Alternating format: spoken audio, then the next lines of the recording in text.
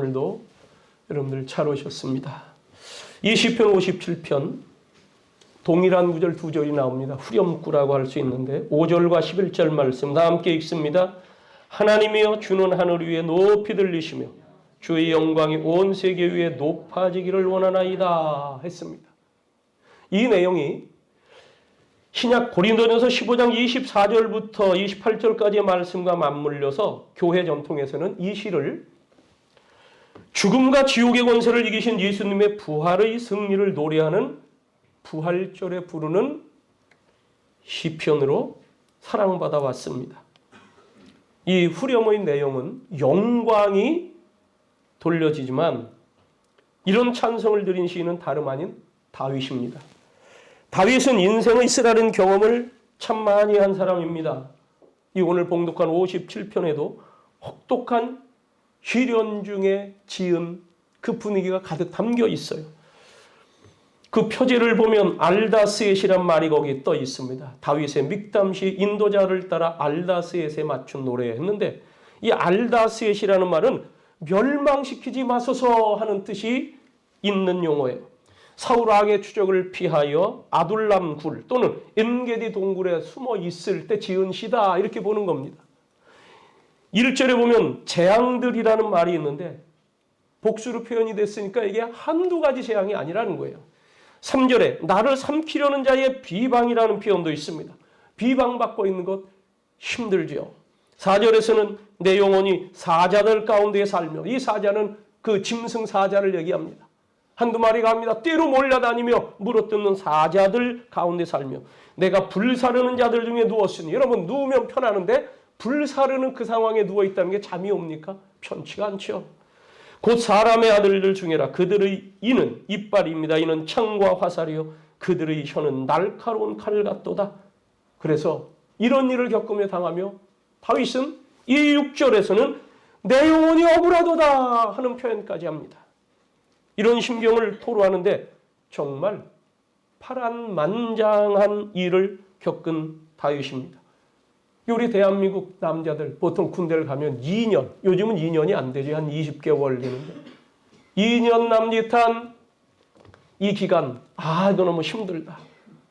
그래서 그를 기피하려고도 하는 이들이 많은데 다윗은 이 한창 20대 때 무려 10년 이상을 광야로 내몰려 도피 생활을 했습니다. 고난의 광야 행군이죠. 성경에서 광야 생활이란 고난의 시기를 의미합니다. 그런데 이 광야는 알고 들어가거나 준비하여 들어가는 곳이 아니에요. 어느 날 갑자기 떠밀려서 들어가야 되는 경우가 대다수입니다. 어려서부터 말씀 한 번 없이 착하게 자라주던 아이가 어느 날 갑자기 사춘기가 이상한 친구들과 어울리더니 가출을 하고 부모 곁에서 사라집니다. 평온하던 가정이 갑자기 광야를 만난 거예요. 은혜롭게 부흥하던 교회가 어느 날 갑자기 분위기가 이상해지더니 성도들의 얼굴이 변하고 분열이 생기고 목회자와 갈등이 생기면서 큰 시험에 듭니다. 교회가 갑자기 광야로 떠밀려 든 겁니다. 잘 되던 사업에 문제가 생깁니다. 거래하던 사업체가 어려워지고 부도움이 생기고 하다 보니까 갑자기 내 하던 일도 빚더미에 나앉습니다. 내 잘못 때문에 광야 생활이 시작되기도 하지만 여기 다윗의 경우는 전혀 그렇지 않습니다. 상전을 잘못 만나서 엉겹결에 광야로 떠밀린 거예요. 그 상전은 사울 왕입니다. 내 인생이 이러한 광야에 던져졌을 때 사람들은 처음에는 멘붕이 온다 그러죠. 멘탈붕. 멍하게 앉아 있습니다. 그러다가 그런 상황을 부정하는 일이 생기죠. 이건 아니다.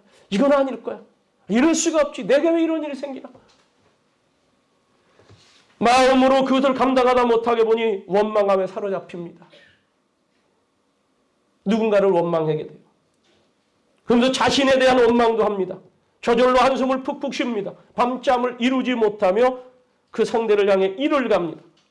상황이 더 악화될까 봐 두려움에 떨기도 해요. 그러나 한 걸음 물러나 생각해보면 이 광야의 생활이 하나님의 섭리 가운데 만난 것일 수도 있다는 것입니다. 우리는 우리에게 좋은 일, 좋은 것이 생길 때 하나님의 은혜라고 하며 감사도 하고 봉사도 하며 즐거워합니다만 우리가 광야로 들어가는 그때에도 하나님은 여전히 우리와 함께 하시며 역사하십니다. 우리가 좋은 환경 속에 살게 되면 감사와 기쁨만 넘칠 것 같은데 꼭 그런 것 같지 않아요.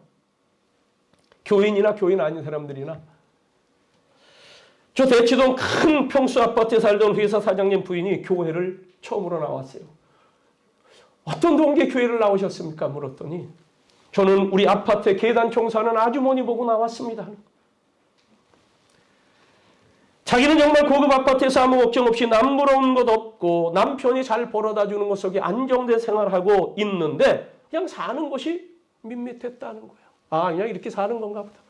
그런데 그 아주머니는 늘 나와서 출근하며 계단 복도를 닦고 광을 내며 늘 땅바닥만 지저분한 땅바닥만 청소하는 그 아주머니인데 그분은 콧노래를 부르면서 일을 하더라는 거예요. 그 어쩌다 얼굴에도 마주치면 밝은 얼굴로 상냥하게 인사를 하더라는 거예요. 참 저 아주머니 행복해 보이네. 그게 궁금했습니다. 어느 날 점심을 차려놓은 그 아주머니를 잠깐 들어오시라고 해서 점심 대접을 합니다. 그러면서 질문을 했대요. 아주머니, 사실 나는 이렇게 살아가는 게 보시다시피 이렇게 좀 안정되게 이렇게 살아가는데 근데 아주머니는 보면은 비교적 경제적으로 힘들 것 같은데 되게 늘 일하면서 그렇게 행복해 보이십니다. 콧노래를 불러가며. 그때 이분이 집사님인데 청소하신 집사님인데 그분에게 복음을 전했어요. 자기 예전에 이랬었다는 얘기를 하며 복음을 그 복음의 전도를 듣고 이분이 나도 교회를 한번 가봐야 되겠다 해서 교회를 나왔다는 거예요. 우리는 불평불만이 많습니다. 그에 반해 하나님을 찾는 것, 구체적으로 찾는 것은 좀 덜해요. 뭔가 좀 어려워져야지 그때에는 하나님을 찾는 것 같습니다. 갑자기 병들거나 사업이 흔들리거나 친하던 사람이 등을 돌리거나 해야 하나님을 찾는 것 같아요. 우리는 따뜻한 봄날을 좋아합니다. 햇볕을 좋아합니다. 그러나 햇볕만 지속되면 그 땅은 사막이 된다는 아라비안 속담이 있어요. 때로는 비가 내려야 그 땅이 옥토가 됩니다. 인생도 성공만 계속되면 그 인생은 아주 박토가 될 수 있고 사악한 존재도 될 수 있어요. 아나무인, 교만해질 수도 있어요. 그래서 하나님 우리에게 때로는 불행의 밤, 배신의 밤도 주시고 좌절과 실패, 눈물의 광야로 허락하십니다. 그 광야를 지나면서 우리의 내면에 들어있던 도끼를 빼시는 거예요. 그래서 광야는 어떤 면에서 우리에게 학교며 영혼의 세탁소와 같아요. 그래서 우리 기독교에서는 이 제자 훈련에서는 광야 훈련 학교다 이런 얘기, 광야 학교라는 표현을 써요. 우리 어려서 부흥회가 많이 열렸지요. 그때 부흥 강사로 오시는 목사님들의 설교 가운데 자주 들었습니다. 거의 그 말씀들을 교회론을 가르치면서 교회는 우리 영혼의 재련소입니다. 이렇게 얘기하시는 분도 있고 우리 영혼의 세탁소입니다. 이렇게 말씀하시는 분도 있어요. 이 광야에서 그 영혼이 온유해지며 정화가 됩니다. 하나님은 우리에게 고생만 하다가 많은 광야를 통과하도록 하지 않으세요. 우리에게 광야를 통과시킬 때는 우리의 영혼을 정화시키시고 거기서 독한 기운들도 빼시는 작업을 하시는 거죠. 신명기서 8장 15절 16절 말씀을 보십시다. 너를 인도하고 그 광대하고 위험한 광야고 불뱀과 전갈이 있고 물이 없는 간주한 땅을 지나게 하셨으며 또 너를 위하여 단단한 반석에서 물을 내셨으며 네 조상들도 알지 못하던 만나를 광야에서 네게 먹이셨나니 이는 다 너를 낮추시며 너를 시험하사 마침내 네게 복을 주려 하심이었느니라. 여러분이 광야를 지나고 있다 생각이 들면 이 말씀을 꼭 붙드시기 바랍니다.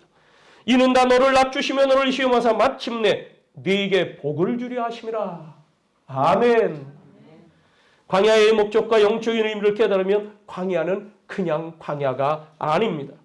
다윗이 그 힘든 인생 광야 시절에 쓴 이 시편 57편에는 다윗이 광야의 의미를 깨달았다는 것을 우리가 감지하게 돼요. 그렇기 때문에 믿을 수 없을 정도로는 긍정적이고 신앙적인 시를 지어냈습니다. 여기서 찬양도 합니다. 여러분, 광야 생활에서 다윗을 힘들게 했던 것은 그 황량한 가운데 환경에서 굶주리는 것, 이게 아니었어요. 물론 그 부분도 힘든 것 중에 하나였죠. 그러나 진짜 다윗을 힘들게 했던 것은 사람들이었습니다. 4절에 보면 굶주린 사자떼 같은 사람들이 얼마나 다윗을 괴롭혔던지 3절, 4절 같이 읽겠습니다. 시작. 그가 하늘에서 보내사 나를 삼키려는 자의 비방에서 나를 구원하실지라. 하나님이 그의 인자와 진리를 보내시리로다. 내 영혼이 사자들 가운데에 살며 내가 불사르는 자들 중에 누웠으니 곧 사람의 아들 중에라. 그들의 이는 창과 화살이요 그들의 혀는 날카로운 칼 같도다. 여러분, 다윗의 대적들의 입에서 나오는 것을 칼 같다고 했어요. 화살 같다. 창 같다고 했어요. 즉 그 말들이 다윗을 괴롭혔습니다. 다윗에 대해서 터무니없는 내용으로 다윗을 음해하며 비방합니다. 그런 사람들이 너무나 많았던 거예요. 몸이 힘든 것이 아니라 진짜 마음이 힘들어요. 중상모략 인신공격으로 인격을 매장하려고 합니다. 요즘은 이것을 인격살인을 했다, 이렇게 사람들이 또 표현을 해요. 너무 젊은 나이에 국민 영웅이 됐었죠. 그런지 몰라도 패족들도 많았습니다. 거짓 뉴스 같은 것으로 음해를 하는 이들이 많았습니다. 그러지 않아도 곱지 않은 시선으로 다윗을 경계하며 주시해보던 사울 왕과 다윗의 관계는 더욱 멀어지게 된 거예요.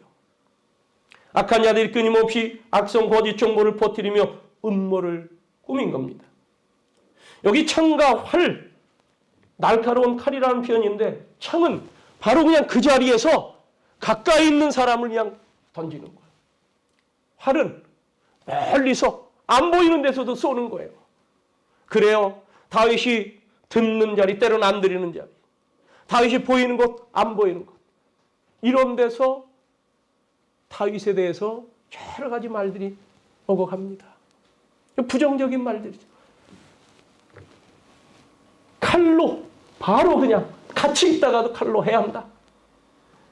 그 말들을 다윗은 이렇게 표현을 한 겁니다. 이 사람들 가운데는요, 다윗이 친구로 지내던 사람들도 있어요.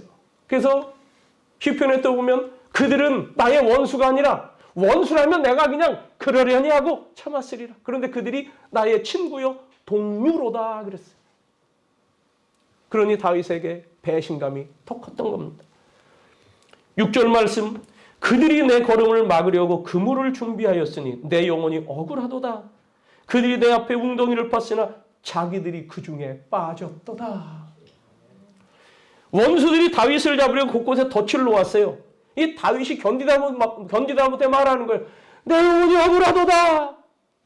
여러분, 인생에서 억울하다 싶은 심정을 이 성경 말씀이 대변해주고 있는 거 아닙니까? 이거 내가 하지도 않은 말, 말도 안 되는 말로 공격을 해올 때 아니 땡 굴뚝에 연기나랴 하는 정도가 아니라 없는 굴뚝까지 만들어가지고 세워서 연기가 난다고 할 때 진짜 억울하겠죠. 그러나 우리가 고난주간을 앞두고 예수님의 십자가 고난만큼 억울한 일이 어디 있을까 한번 생각을 해보는 겁니다. 우리는 나는 그런 거 없어, 나는 잘못 없어, 없다 하더라도, 내가 볼 때는 없다 하더라도 최소한 2%는 있지 않을까 싶어. 그런데 예수님은 단 0.001%도 없는 분입니다. 근데 그분이 우리의 죄, 이걸 걸머쥐고 대신 죄값을 치르려고 십자가를 매신 거예요. 그 예수님을 생각하면서 우리는 이 한 주간 십자가 안으로 깊이 들어가야 될 줄로 믿습니다. 다윗은 하나님이 그토록 사랑하는 사람이었습니다마는 그의 곁에는 다윗을 힘들게 하고 괴롭히는 사람들도 많았다는 거예요. 우리는 우리를 괴롭히는 사람들이 있으면 그 사람들을 빨리 제거해달라고 기도하곤 합니다. 그러나 하나님은 그런 사람들을 쉽게 빼내지 않으세요. 왜냐하면 내 인격 속에 아직 도끼가 있어요. 모난 부분이 있어요. 이것을 다 쪼아내기 위해서 그들을 정과 망치로 삼기 때문에 그렇습니다. 하나님은 많은 경우 내게 어떤 것을 가르쳐 주시기 위해서 정반대의 사람들을 두십니다. 내게 온유함을 가르치시려고 좀 사나운 사람들을 옆에 잠깐 두시기도 해요. 내게 소망을 교훈하시고자 나를 낙담시키는 자들을 때로 옆에 두시고 내게 진정한 주의 사랑을 가르쳐 주시기 위해서 때로는 사랑할 수 없는 사람들을 곁에 두시기도 합니다. 나를 향하신 하나님의 공사예요. 이걸 우리는 그래요. 하나님이 나를 지금 공사하신다. 그런 사람들을 아직 공사가 완공되기 전에 뽑아내면 마치 뭐 같으냐면 건축을 하다가 갑자기 멎어서 그냥 뼈대만 앙상하게 스산한 모습, 아주 흉물로 서 있는 그런 건물들 가끔 있잖아요. 그 모습이 되는 거예요. 나의 몰골이 그렇게 될까 봐 주님은 이 과정을 끝까지 진행하십니다. 이 과정이 끝나야 성숙한 하나님의 사람으로 되어지는 거예요. 하나님은 다윗으로 하여금 병적인 사람, 그것도 권력자인 사울의 견제를 10년 넘도록밖에 하셨습니다.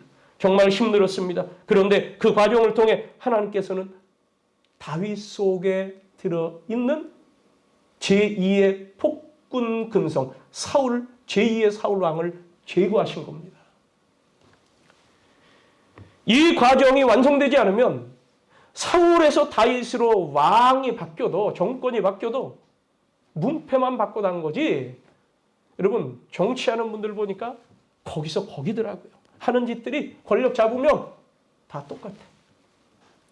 제자훈련 과정에 필독 써인 세 왕 이야기라는 책이 있는데 그 책을 읽어보면 다윗은 왕이 되었는데 사울 왕과 같이 하지 않았어요. 그게 압살롬과 반역을 일으킨 아들 압살롬과 다윗의 관계에서 나타내는 거예요. 다윗이 그럴 수 있었던 것, 왕권을 휘두르지 않을 수 있었던 것, 그것은 다윗 속에 있었던 그 폭군 근성 제2의 사울의 근성을 하나님이 광야 훈련을 통해서 제하셨기 때문입니다. 오늘 고통스럽지만 여러분 안에 있는 어떤 암적인 요소를 하나님이 다루고 계신지 모르겠습니다. 이 과정으로 인해서 너무 괴로워하지 마시고 그 후에는 정금처럼 나오리라는 말씀을 붙들고 승리하시기를 바랍니다. 이 광야 훈련 과정에서 다윗은 세 가지의 과목을 이수합니다. 그 첫째가 뭐냐? 하나님을 피난처로 삼는 것. 오직 하나님께 피하리로다. 1절 말씀입니다. 1절에 보면 하나님이여 내게 은혜를 베푸소서 내 영혼이 주께로 피하되 주의 날개 그늘 아래에서 이 재앙들이 지나가기까지 피하리이다. 여러분, 은혜 베푸소서 이렇게 반복해서 은혜를 베풀어달라고 할 정도면 굉장히 긴급하고 긴박한 상황이에요. 그때 그는 하나님께 피하기로 결단한 거예요. 우리가 살다 보면 너무 힘들어서 어딘가로 도망가고 싶은 때가 있습니다. 숨고 싶은 때가 있습니다. 그때에 여러분 다른 생각할 것 없어요. 그냥 나 하나님께 간다. 하나님께 피해야지. 주의 날개 그늘로 들어오시면 됩니다. 중년의 남성이 자기 아내가 힘들게 한다고 해서 다른 여인에게 피하면 난리 나는 겁니다. 주부가 힘들다고 다른 남자에게 피해가거나 사람들 쇼핑 많이 한다고 쇼핑하는 데 들어가면 그것도 큰일 나는 거예요. 잘하는 청소년들이 힘들다고 집을 뛰쳐나가고 다른 이상한 곳으로 들어가면 그것도 큰 문제입니다. 물고기가 물속 생활이 권태롭고 물 밖으로 탈출하는 순간부터 그 삶은 더욱 힘들어지고 고통스러워집니다. 하나님의 사람들 마찬가지죠. 그래서 다윗은 세상으로 피하지 않고 항상 하나님께로 피한다고 했습니다. 이사야 선지자는 이사야서 26장 27절에 그걸 밀실이라고 표현했어요. 내 백성아 갈지어다. 네 밀실에 들어가서 네 문을 닫고 분노가 지나기까지 잠깐 숨을 지어다. 여기 다윗은 그것을 주의 날개 그늘이라고 얘기를 했습니다. 내 영혼이 죽기로 피하되 주의 날개 그늘 아래에서 이 재앙들이 지나가기까지 피하리이다. 하나님의 날개는 인간이 환난을 피할 수 있는 최상의 안전처가 됩니다. 하나님의 긍휼과 보호와 안전이 있는 것, 하나님의 날개 밑 외에 어느 딴 곳이 없다는 고백입니다. 그렇습니다. 아무리 힘들더라도, 그리고 긴급하더라도 주님께 피하십시오. 안전합니다. 재앙은 반드시 지나갑니다. 그런데 중요한 것은 그 시간을 그냥 멍하게 당하고 있는 것이 아니라 하나님의 날개 그늘 아래에서 주의 지혜와 주의 생명력, 은혜를 공급받는다는 거예요. 2차 대전 때 독일 공군이 영국 런던 상공으로 날라서 막 폭격을 합니다. 그럼 막 사이렌이 울면서 이 시민들이 대피소 방공으로 피해 들어가죠. 그때 아이들은 겁에 질려서 떨며 무서워합니다. 그럴 때 지긋한 할아버지 한 분이 이 아이들에게 동화 얘기를 들려줘요. 그럼 아이들은요, 그 동화에 빨려 들어가죠. 그러는 동안 그 이야기를 들으면서 폭격의 두려움은 싹 잊어버리는 거예요. 고난 중이라도 우리가 하나님을 예배하는 이유는 하나님이 그곳에 임재하시기 때문입니다. 하나님께 우리가 점점 몰입해 들어가는 거예요. 주의 날개 그늘 안에 숨는다는 거예요. 이 모든 것이 지나간 후에 다윗이 왕이 되었을 때 전염병이 창궐한 적이 있죠. 그때 다윗은 이때 받은 훈련이 있어서 하나님께 예배하라는 선지자의 지도 속에 예배하러 백성들과 함께 갑니다. 다윗이 예배할 때 전염병이 스톱 멈췄습니다. 환난 중에 더욱 기도 속으로 들어가야 하고 말씀 안으로 들어가야 합니다. 그럴 때 우리는 고난이 아니라 하나님의 은혜 안에 집중하게 되므로 이 고난을 극복하게 될 줄로 믿습니다. 우리가 예배를 포기하지 않는 것. 그래서 예배를 유지하는 거예요.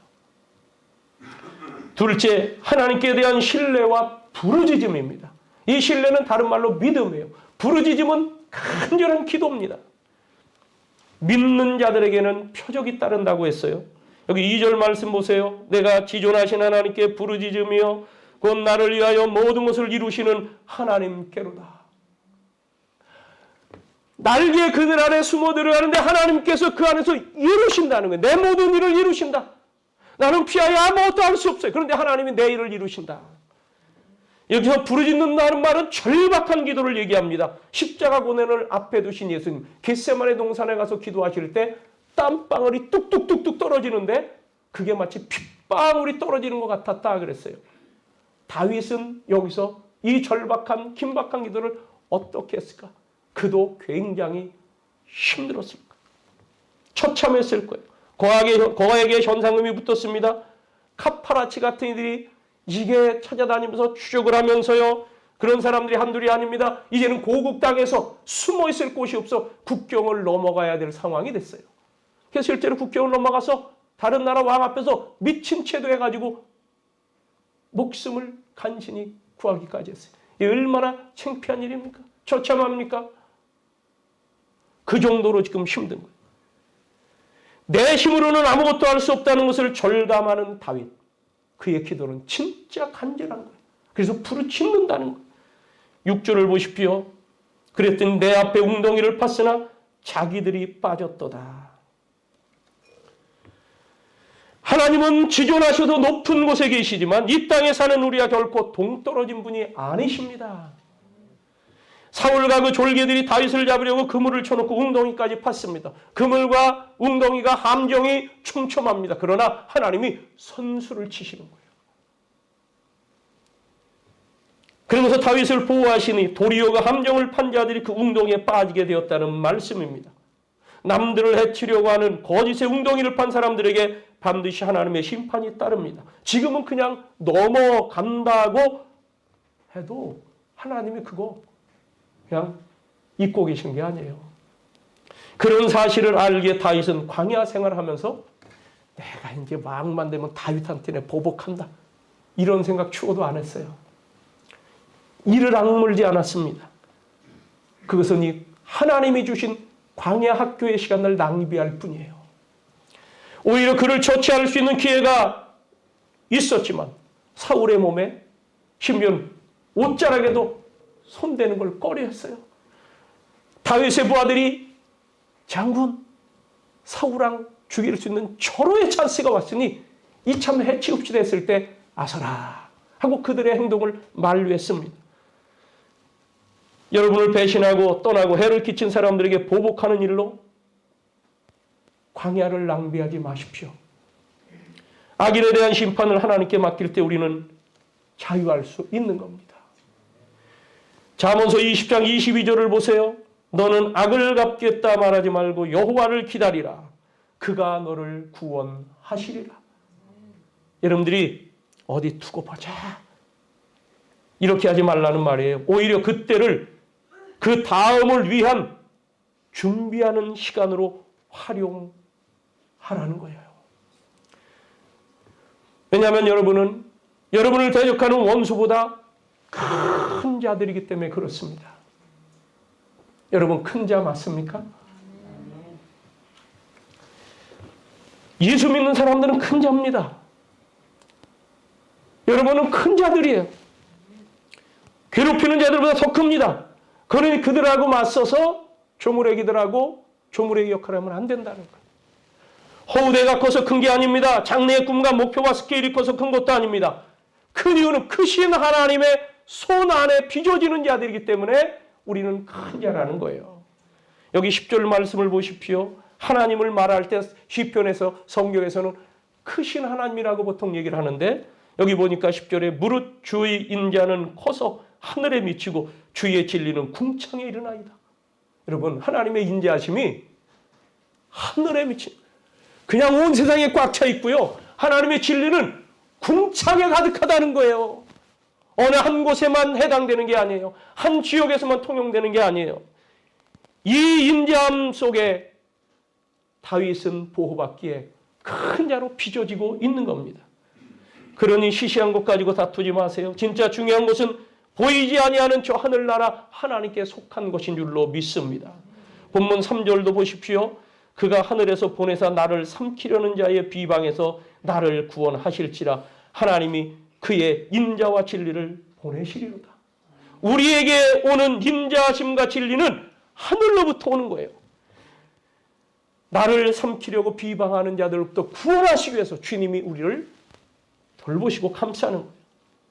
구원하시는 거예요. 이 크신 하나님을 믿기에 그 앞에서 부르짖어 기도하는 것입니다. 믿고 부르짖는 거예요. 현재는 힘이 없어 다윗이 당하는 것 같습니다. 그러나 보십시오. 사울왕이 완전히 국가 언론 통제를 하다 보니까 모두 다윗에 대해서 말을 하는데 요즘 말로 악플을 내라 악플. 왜? 실권자인 사울에게 잘 보이려고. 그러나 훗날 사울은 죽고 그 집안과 왕조는 무너지고 사울은 사라집니다. 이스라엘 역사는 이제 새롭게 세워진 다윗의 이름 다윗의 왕조로 계속 이어지는 거예요. 하나님이 이렇게 다윗을 빚으셨고 작정하셨기 때문에 다윗은 큰 자로 나아갔습니다. 지금 여러분을 박해하고 억울하게 하는 악의 세력이 강성한 것 같지만 그들이 언제 존재했었느냐는 듯이 사라질 것입니다. 다윗 왕조, 이 사울 왕조는 다윗 왕조의 엑스트라에 불과한 거예요. 다윗은 그것을 깨달았기에 크신 하나님만 경외하면서 믿음으로 광야 생활을 극복한 겁니다.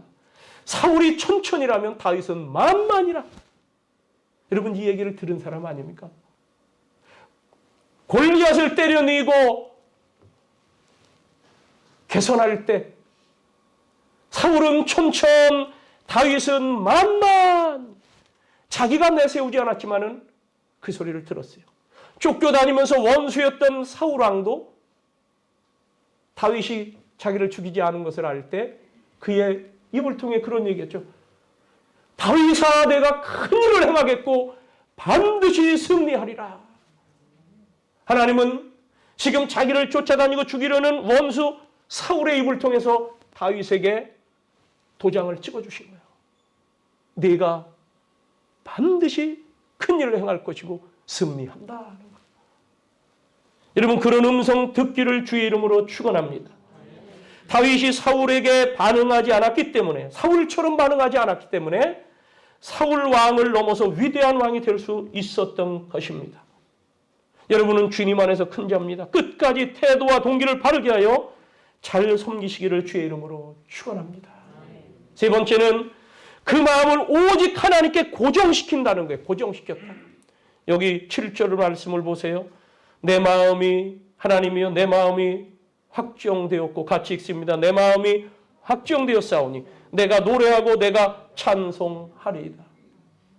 내 마음이 확정되고 확정되었사오니 믿음의 눈 열어 주를 바라봅니다. 내 마음이 확정됐다.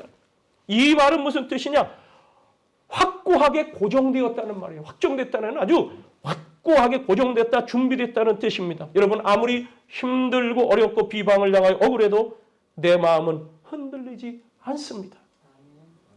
이런 영성은 평소에 하나님과 가까이 하며 하나님을 신뢰하며 하나님께 피하며 하나님을 찬양하며 그런 가운데 형성이 된 거예요. 사람의 영혼, 우리 내부 깊숙한 곳에 자리 잡고 영광의 하나님과 만나고 대화하는 인격의 지성소입니다. 그래서 우리는 영혼의 노래를 부른다고 해요. 이 영혼의 지성소에서 하나님과 대화하지 못하는 사람에 대해 시편 49편 12절과 20절에는 존귀하나 깨닫지 못하는 자들은, 그런 사람은 멸망하는 짐승 같도다 했어요. 하나님께 고정된 사람은 영혼이 깨어있는 자로서 준비된 사람입니다. 하나님의 구원을 확신하게 된 영혼은 깨어있는 영혼입니다. 그래서 이런 애들은 그런 상황, 광야 상황에서도 노래를 하는 거예요. 하나님께 붙들림받고 하나님께 완전히 고정되어 있는 사람은 노래한다. 오늘 말씀 제목이죠. 광야에서 새벽을 노래하라. 우리는 아마 잘 되겠지 뭐. 이게 아니에요. 지금 잘 되고 있는 사람입니다. 하나님이 빚으시는 중에 있기 때문에, 하나님이 공사 중에 있는 사람이기 때문에 그렇습니다. 지금은 왕따로 떠돌고 있지만 다윗은 왕이 될 사람이에요. 자기의 미래 왕이 될 것을 이 자리에서 준비하고 있었습니다. 그는 것을 확신하고 노래를 하는 거예요. 왕이 되면 그때 가서 잘하면 되지 뭐. 그게 아닙니다. 지금부터 차근차근 왕으로서의 준비를 해가는 거예요. 그래서 다윗은요, 자기를 밀고 간 사람들, 이들에게 찾아가서 보복하지 않았어요. 그일라라는 곳에 블레셋이 쳐들어왔습니다. 그래서 그들을 물리치지 않으면 여기가 당하는 거예요. 그때 다윗이 그랬습니다. 부하들에게, 야, 우리가 가서 그일라를 구원하자. 그랬더니 부하들이, 아니 장군, 지금 거기 가면 우리가 밀고 당하는데 지금 우리는 보이면 안 됩니다. 그래도 가서 그들을 구원한 거예요. 그들이 나를 발견하여 현상금을 받기 위해서 밀고를 할지언정 이들은 내 땅이고 내 백성이라는 거예요. 지금 쫓겨다니면 그는 지금도 왕이에요. 하나님이 나를 세우신 그날, 비록 나는 지금 광야 생활했지만 이들은 내가 이끌 백성이고 이들을 다스릴 백성이고 다스릴 땅이다. 지금도 그는 왕의 준비를 갖춰가고 있는 겁니다. 그는 자기를 밀고 했다고 사람들에게 보복 안 했어요. 전투에서 이기잖아요. 전리품을 취하잖아요. 자기 부하들하고 그렇게 나눴습니다.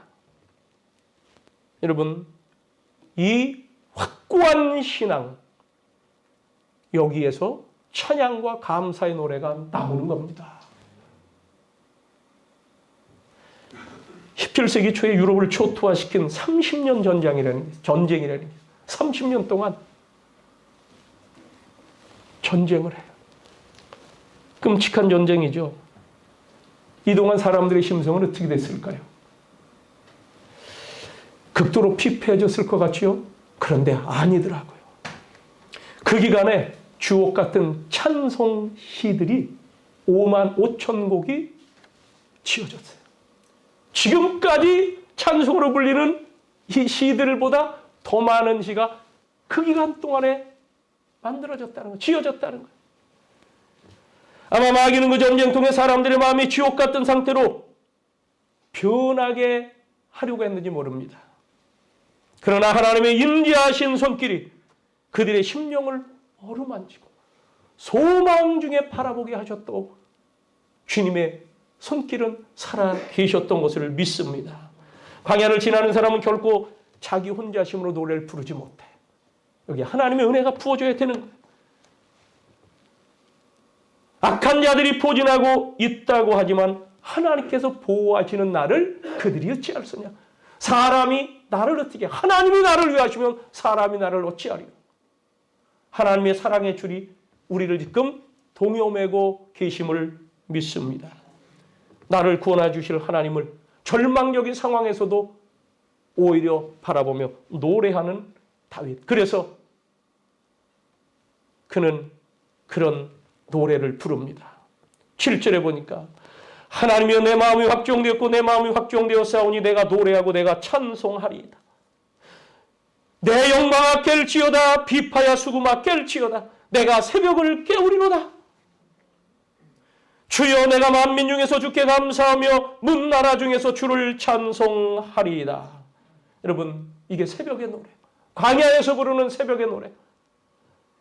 새벽은 가장 어둠이 깃드는 시간이라 그 직전의 시간이 그렇다고 그래요.